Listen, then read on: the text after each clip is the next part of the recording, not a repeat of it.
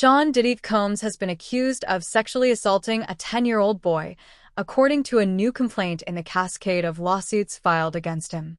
The suit, filed in the Supreme Court of the state of New York, is the latest from attorney Tony Busby, who announced plans in early October to file 120 new lawsuits against the mogul in the coming months. It's one of two lawsuits filed in New York on Monday, as another male accuser claimed that he was sexually assaulted by Combs in 2008 while auditioning for Making the Band at 17 years old. According to the first suit, reviewed by Variety, a John Doe, who currently resides in California, is claiming an alleged assault took place in 2005. At the time, he was a 10-year-old interested in becoming an actor and/or rapper. In an attempt to help their son's career aspirations, the boy's parents hired an industry consultant who recommended they fly from their home in Los Angeles to New York to meet with music industry figures. During the trip, the consultant arranged for Combs to meet with the young boy for an audition, and Combs asked to meet with the boy alone before meeting with the family. The consultant took the boy to Combs' hotel room and left him alone with him.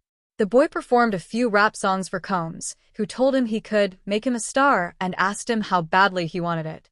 According to the complaint, plaintiff responded, as might any 10-year-old child, that he would do anything. Another person present then gave the boy a soda, which he drank.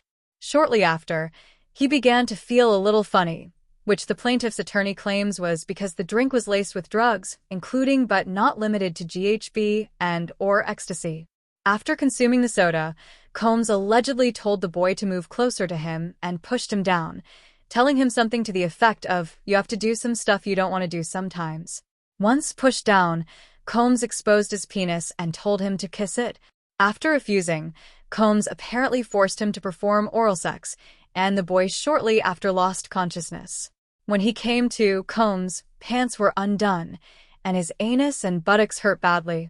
He cried and said he wanted to see his parents, to which Combs told him that if he said anything to anyone, he would hurt his parents. When the consultant returned, she noticed he was badly shaken and took him back to his parents, who ascertained he was lethargic and acting differently. In the time since the alleged assault, the John Doe has suffered from severe depression and anxiety, which leaves him hopeless and fatigued. In the second lawsuit filed today in New York, a different John Doe claims that Combs forced him to perform oral sex on him during a 2008 audition for Making the Band when he was 17 years old.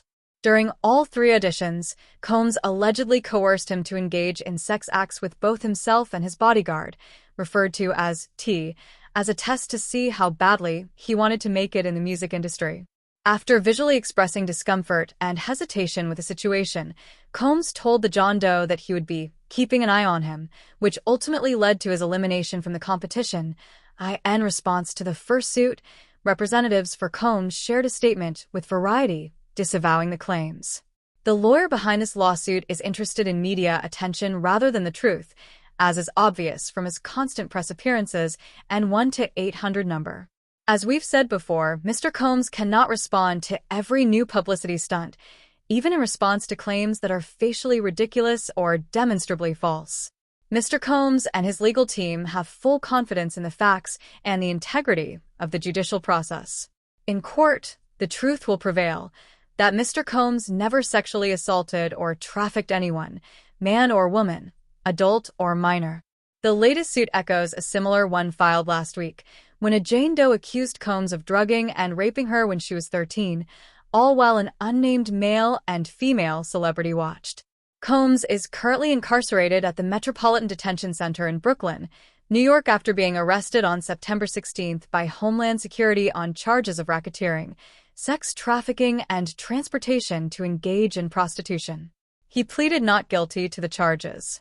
Combs was denied bail by two separate judges and is set to remain behind bars until his trial in May of next year. If found guilty of racketeering, Combs could face life in prison.